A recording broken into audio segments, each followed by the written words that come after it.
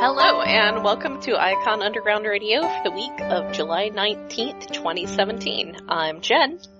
I'm Alex. And I'm David. So this week we've got a couple bits of news, and then we are going to talk about the ROM vs. Transformers comic that's out this week. So, it's a thing. It's definitely a thing, and we will have opinions on it. First for news, so I saw the Twitter post saying that Stan Bush is working on a new album, and then it cuts off and presumably continues on a Facebook post that I can't see. Oh. So, isn't that just the Stan Bushiest thing? It's pretty Stan Bush, also just Facebook in general. But, It's been a long time coming. I've been hard at work on a brand new album, and while a big announcement is coming, ... Facebook link. And... A Facebook link that is broken. What? 404. Yeah. So that's the thing.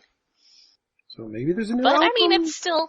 Well, I mean, I assume that does mean that there is absolutely a new album. It's just that I don't know, we don't know what the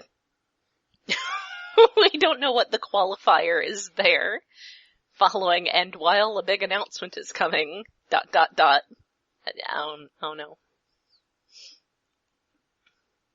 But, additionally, he will be at HasCon, as we've covered before. And, yeah, he continues being Stan Bush. Good job. I mean, hey, good on him. Presumably his album will sound like his old albums, but honestly, I can't say much. I heard a new Jesus and Mary Chain song the other day that just sounded exactly like Jesus and Mary Chain from the late 80s, early 90s, and yeah, so it's not like that's just him being cheesy. Plenty of artists do that. So, also, this is something that we were discussing in a previous episode about the Flame Toys, there are now some pictures of the Drift from, I guess this is one of the, Transformers conventions. Was this TFCon? TFCon was last weekend, I think? Yeah. I think it was this past weekend. There was a convention this past weekend. One day I'll have money to go to them again? Yeah. Yes, and it wasn't TF Nation because a friend of mine is going to TF Nation, and she's still freaking out about going to it in the future rather than freaking out about it as something that she is currently at. So I know it hasn't happened yet. So I believe this is the one in Canada. But the point is, there's some pictures that give, we had talked about the scale of it. It looks like it's about a 10-inch to 12-inch scale, so it's definitely, he's not gonna hang out with your other toys, but he's, I guess he's great for people who are really super, super into Drift. And they're planning to say he's 7.5 inches tall, 190 millimeters. Okay. Oh. So he's a big boy. What? Metric. Yeah. Well, it is a non-American company. Yeah. Well, yes. If they're making a Tarn the same size or slightly bigger, that'll be fine. If it's like a foot They tall Tarn, also say the Tarn is bigger. Well, hopefully not a foot tall. I like their little signs. Their little signs with the little emblems saying "Do not touch," but pictures are okay. I think below the just little icon of like a big ass DSLR, it just says "Welcome." So I appreciate that. That's nice and clear.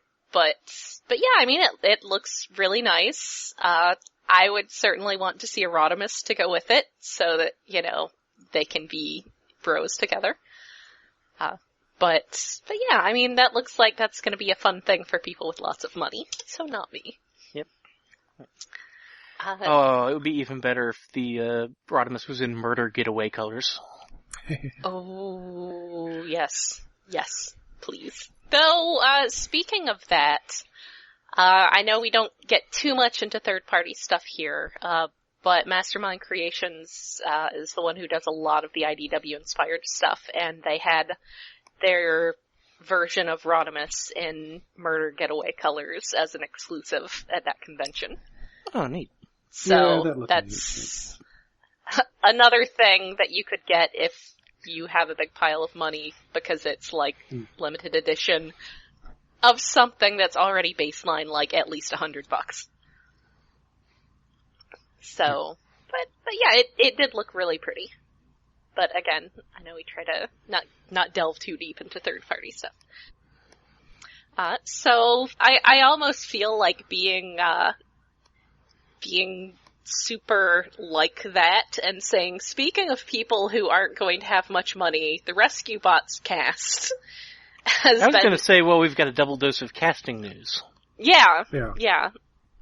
One of which specifically involves, apparently they are recasting Rescue Bots for the new season so they can go non-union. Oof. Yeah. I'm having flashbacks to the earliest days of Funimation here. Well, that they moved their studio from Canada to Texas. They're sending it to the New York, which I think means the 4Kids voice actors, which, okay, they're not 4Kids voice actors, they're just the New York voice actors that 4Kids used. Uh-huh. Which means maybe we'll get, like, shouty Yu-Gi-Oh! As Bumblebee or something. That all sounds terrible. I mean, admittedly, I didn't really watch any 4Kids stuff because, I don't know, I'm an adult. I say as I don't want to blame the voice actors. The voice actors get work where they can. And, I know. I wish they'd send it to Canada instead. Yeah, doing that just to go non-union is kind of tacky. Yeah. But, you know, that's the way things are going. So, it is what it is. I mean, admittedly... Go ahead. I was going to say, admittedly, I mean, I've mentioned I don't really watch it, though it does look like a lot of fun, and, you know, I just haven't been getting to it, but it is kind of sad that was like, I mean, it had a pretty legitimate voice cast going, and now I guess it's just screaming Yu-Gi-Oh! I don't know. So that's kind of sad. At least one of the people who's losing that gig has come up with a new gig to replace it, because they have announced a star-studded casting lineup for Transformers Titans Return. Yeah, like... Peter Cullen. Yay? Which is probably the least surprising out of this list. Yeah, actually, I looked at this list, and the guys told me to stop looking at it so that I could be looking at it fresh on recording, because I got to popular Wizard World guest Jason David Frank. It's like, what? Yeah, you skipped ahead to the funniest one. I did. Okay, so we have Peter Cullen, who is unsurprising.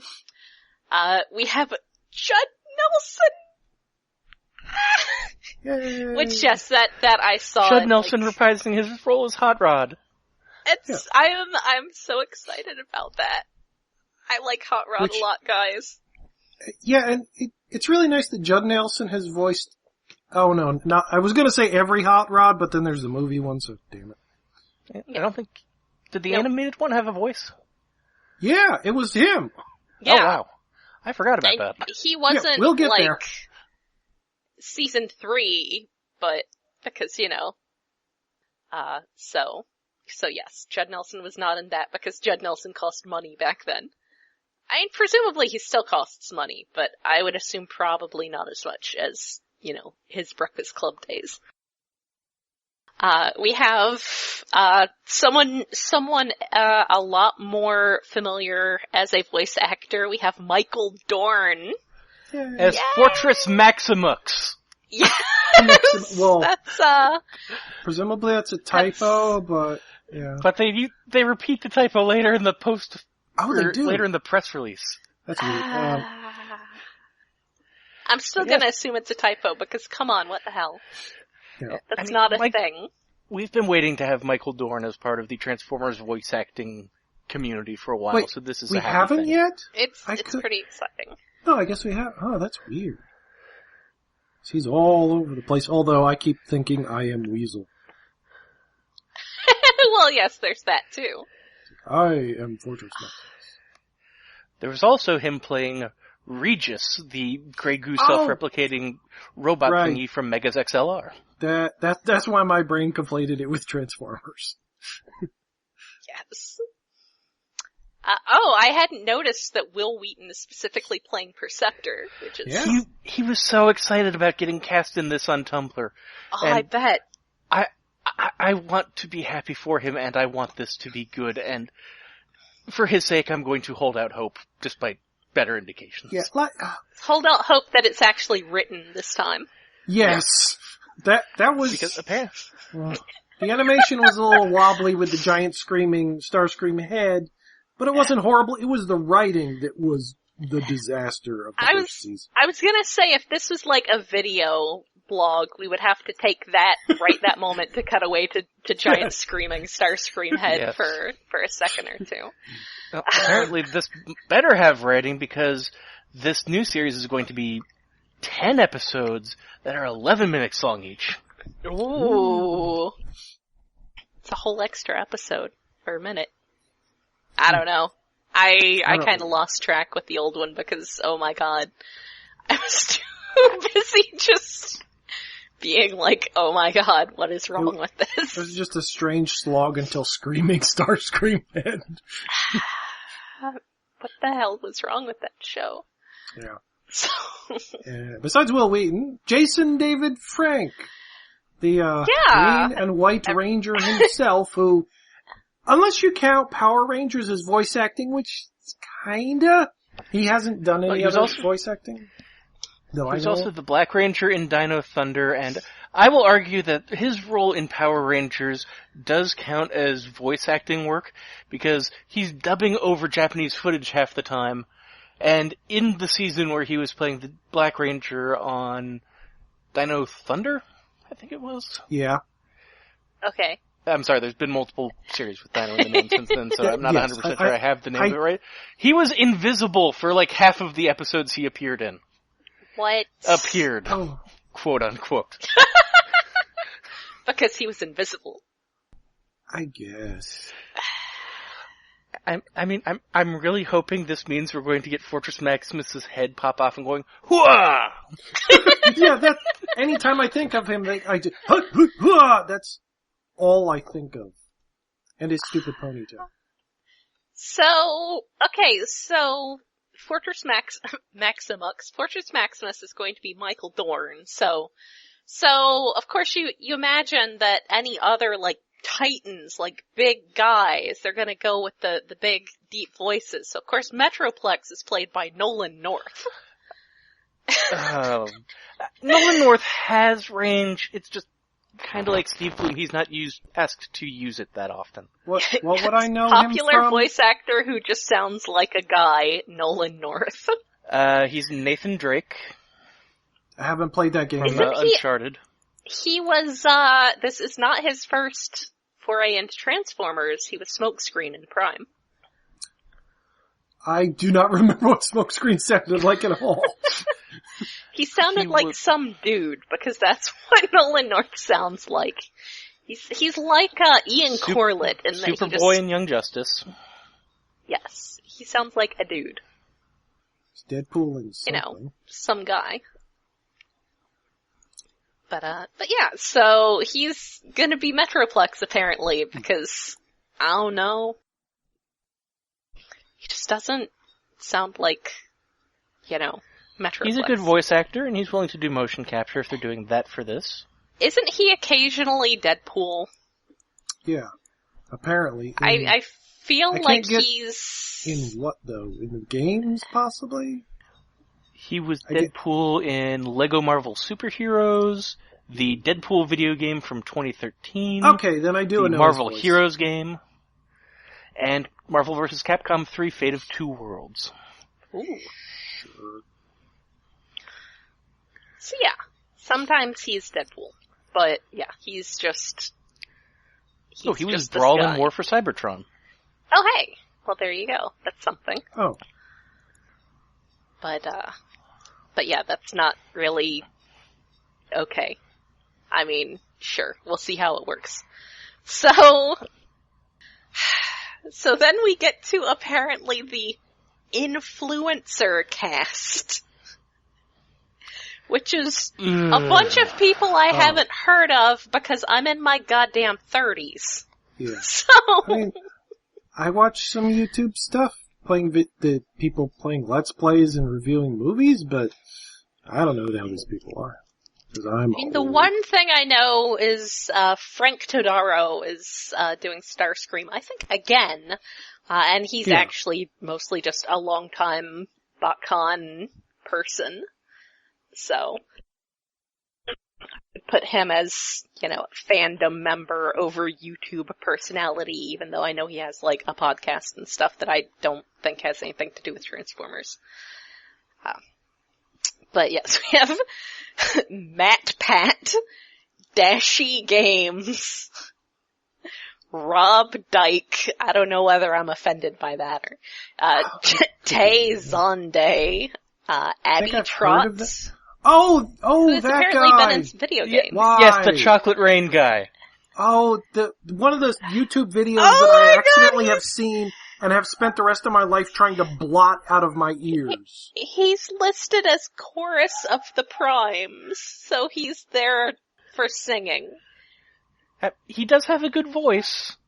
That's true, but Hasbro, And please. it's not like this franchise doesn't have a history of fueling a one-hit wonder's career.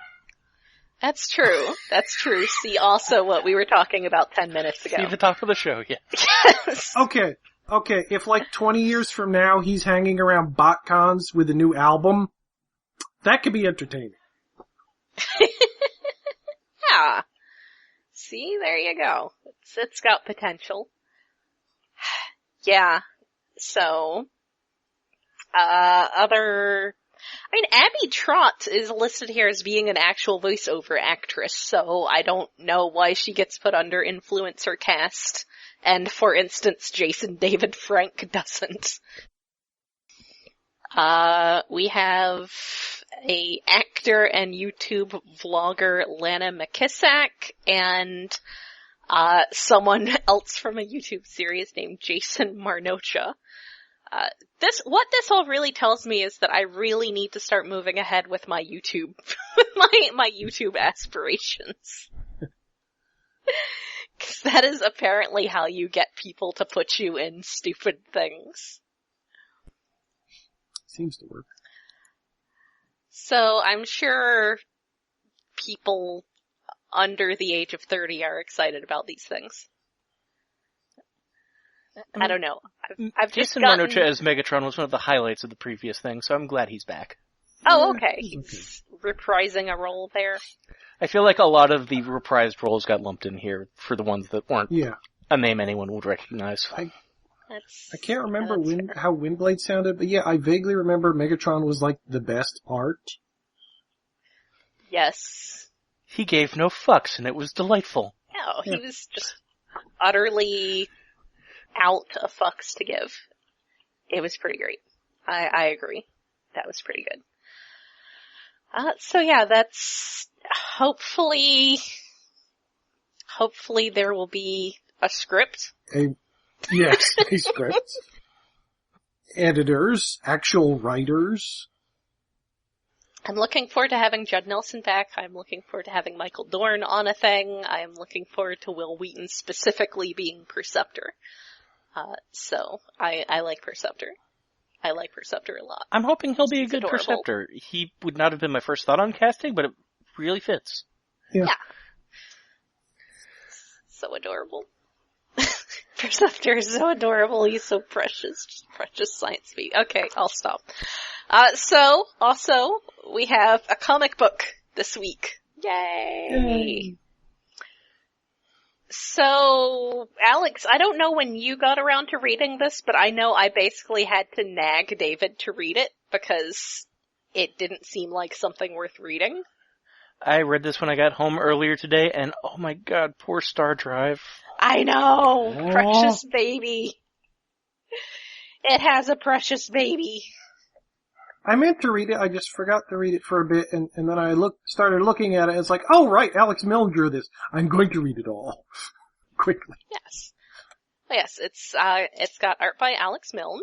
It has a script by John Barber. And it... Someone? Christos Gage? Basically... Okay.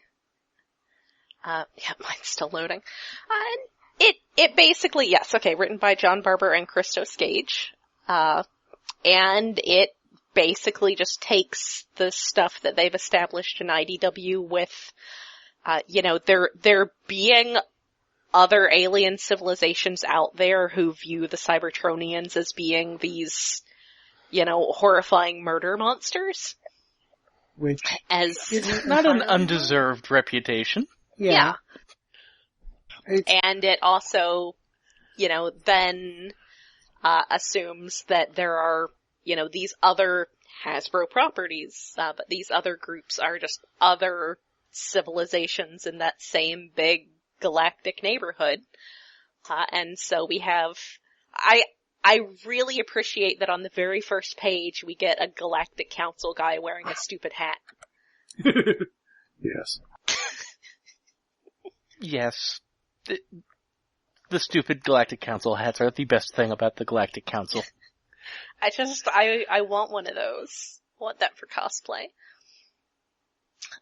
So yeah, it is about, basically a Cybertronian orphan, essentially, a protoform who's rescued by Rom and raised in their empire, which is the Soulstar Order, which, borders the Galactic Empire, and they sort of butt heads occasionally, but are ostensibly at peace. And the Galactic Council guy is like, seriously, dude, these guys are horrible murder monsters. Just kill the thing. And Rom's like, screw you, stupid hat guy. But he doesn't call him stupid hat guy because he's not literally Rodimus. So Rom rescues her, and she is basically who the story is about. Her name is Star Drive, and there's the picture of her with the stuffed animal. Yes. All the other baby aliens. She's a rather large child. Because yes. she's a transformer. Yes. She experienced, I guess it is kind of bullying because she's ostracized because she's huge and a robot that some people consider... Turns into a car, and some people consider just giant murder machines, which... Okay, there are some Transformers that are weapons of mass destruction, so the racism or speciesism is not entirely unfounded, but she's so adorable and innocent. Yeah, I mean I like stuff that's about this sort of identity sort of thing of, in this case, her having to deal with being told this is what your people are like, and they're horrible and... Really callously, too. Yeah, I'm pretty sure at one point there's something explicitly about, maybe if she tries really hard, she can be a decent person. Yes, that's specifically. And if you put in enough work, perhaps you can be one of us someday. And that's just so, it's messed up, but it also, I think, is very, very reminiscent of sort of the, model minority member sort of thing of being one of the good ones. And, that's... Well, even beyond that, she's raised away from her people. She doesn't know anything about them. She's a stolen orphan. Yeah. Raised by an not really invading colonist, but whatever. She's an oppressed people. Yeah. Of one. Yes. So, eventually she has a run-in with the Dire Wraiths, and Rom, along with some more Space Knights, saves her again. I really appreciate some of the Space Knight names. It doesn't seem to be across the board, But they had me at Cadet Seda. Do we get a name for the bear one? Oh, I don't know. There's a Space Knight bear. Cause there's also Oxen. 'Cause you see it's computer parts, like ROM. Oh, auxiliary in. Oh, Seda, I didn't even notice that. Oh, crap. I saw SATA, but, S-A-T-A, but I didn't get the oxen. Oh, that's horrible. I love it. I love it so much. And yeah, I am, of course, this is a backstory, basically. This is a at least probably a good while back kind of story. Did we get like a specific time frame of when this takes place? Should be. Centuries before the Transformers arrived on Earth. Okay, so there we go. It was a while back. But, so I don't know if any of these characters are actually relevant to, like, the current ongoing ROM stuff. But... Probably, but, we keep forgetting to read it. Yeah, but it's definitely, it's interesting. It's a good sci-fi thing, and it takes a lot of the really interesting ideas that have been put out there and, smushes that together with other things. Because that's one of the things that I really liked about the third season of G1, along with a couple episodes of season 2, was just, presenting Transformers as like one, because you're not just gonna have one other alien race out there. There's gonna be like the Star Trek thing of having like a whole bunch of different races and a whole community, and some of the more interesting stuff in season 3 has that going on. Like the crazy planet where they take Galvatron. So I really like that that's where they're going. That's where they take this. I had apparently missed they got the rights to call the dire wraiths dire wraiths. Yeah, and they're just, actually dire wraiths. They've been doing that in the Revolution stuff. They can't have them look like the old designs. Weren't the old designs kind of amorphous anyway?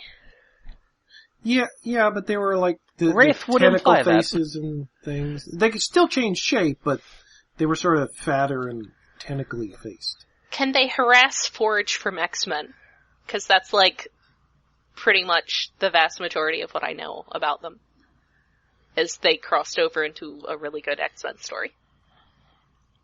Which is sad, because while I was moving, I found that during my old time working at a used bookstore, I had actually accumulated a very large number of old ROM back issues that I never got around to reading, so I feel like I should really do that. Yes. Oops. I like that the dire wraiths here seem to have a trait of discarding their disguises and attacking not at the most strategically advantageous time, but at the most dramatically shocking time. What? I mean, Or at the first mention of the possibility that there might be dire wraiths here, and they're just standing there, it's like, yes, we're right here! these are also the kinds of people, the kinds of characters who just announce, I'm your death! So, I mean, they've got a very well-developed sense of drama. I believe it unwise to declare victory over the dire wraiths, because you will all die by our hands! They're pretty great. I like villains with a well-developed sense of melodrama. So. If there's one thing that seems out of place, it's that they're allying with Decepticons in this action sequence at the end. Yeah, so, yes, as it turns out, towards the end, they are working with the Decepticons. At least as far as one particular deal strategic thing goes.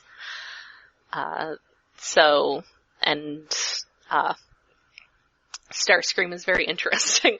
I like that when one of the dire wraiths points out Star Drive, he's like, I could actually tell which one wasn't 6 feet tall and made of flesh. So, thanks. Oh, I noticed which one was the Cybertronian. Thank you. But yes, they are after her, but more importantly, they are after the Energon maker that, the Soulstar Order reverse engineered for her, because that's actually some hella important tech. Oh yeah, we just created a thing that would end most of Cybertronian society's problems. No big. So yes, and then at the end, Ultra Magnus and Bumblebee show up and shoot their way in, and she's like, oh my god, they are terrifying murder machines. My people are terrifying murder machines. So, poor thing. But yeah, this was really good. It's got a lot of interesting ideas, and I'm really looking forward to reading the rest of it. We get so many, like, crossover events that are clearly just for the sake of having a crossover event, and this one feels like someone actually, wrote a story and was like, hey, we should make this comic. It doesn't feel as on spec as a lot of this stuff has. Yeah, because it's a crossover by way of accident because it's a character piece about Star Drive. Yeah. I mean, it actually, like I said, it takes the idea of this greater galactic community to a logical conclusion that these empires would have run into each other, would have both dealt with Cybertronians to some extent, and, that's, it's very natural. And so yeah, that is what we have this week. Hey Alex, do you know what comics we have next week? No, but if you hum a few bars, I can fake it.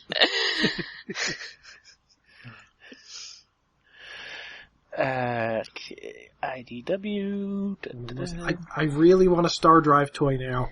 Yes. She's so Regular good. colors or Space Knight colors, I don't care. Everyone is mean to her because she's a robot and it's sad. Dude, big robot. She can't help it. Just repaint something gray and give it a new head. Exactly. That'll be enough. Well, I guess we could do with Headmasters. I believe we have Lost Light number 8 next week. Ooh. Oh. Speaking of Transformers being involved in the greater galactic community, because, judging by the covers, that seems to be a lot of what's involved there. So yeah, I will be looking forward to that. I'm sure we will have many things to say about it. But yeah, I'm excited about, we've talked before about Alex Milne's skill with, like, emotional nuance, and I think that worked out really well here. Especially because we both have a character who is doing a lot of emotional nuance, and we have a character who has, like, no proper facial features except for little red glowing eyes. So. Yeah, Rom and the other Space Knights, like, they just have little eyes they can express with. Everybody else is an alien except for Star Drive. Yeah. So it's good. Definitely. Even Star Drive's got a mask on a bit of the time. Yeah, if you were iffy about picking it up because you were worried it was just going to be another awkward, written to spec kind of crossover, no, you should totally get it. It's really good. It's got a new precious baby character who we are all going to love now. And really, that should be all you need to know. It's up there with any of the other Transformers comics coming out right now. I would say it is probably better than the Gillette crossover for the movie. That's a low bar. That's damning with Speaking of praise. things that were written to spec. But yeah. So that is it for this week then. We will then be back next week, presumably, hopefully, with some Lost Light, barring unforeseen Shipping changes. So until then, we will call it a week here. This has been Jen. And Alex. And David. Good night.